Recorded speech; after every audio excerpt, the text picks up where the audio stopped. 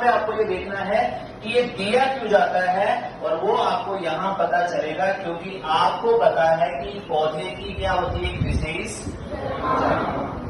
इस जलमांग की पूर्ति के लिए आपने जल दिया है, वो किस प्रकार से दिया है।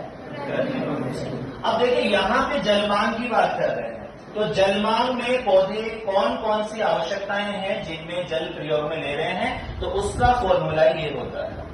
ठीक है, अब यहाँ आप देख रहे हैं कि सबसे पहले आपने देखा कि ईटी लिखा हुआ है, इसका मतलब होता है पौधे की जो डिमांड है उसमें 99% जो वाटर यूज होता है वो इसी चीज में होता है, और इसको आप बोलते हैं वाष्पोवाष्पी।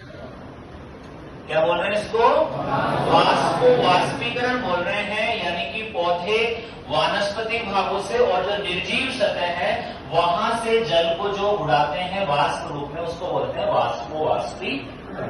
दूसरा यहाँ पे हम बात कर रहे हैं, एम का मतलब है मेटाबॉलिक एक्टिविटी, यानी कि उपापचयी क्रियाएं, और इसमें आता है आपका केवल और केवल 1%,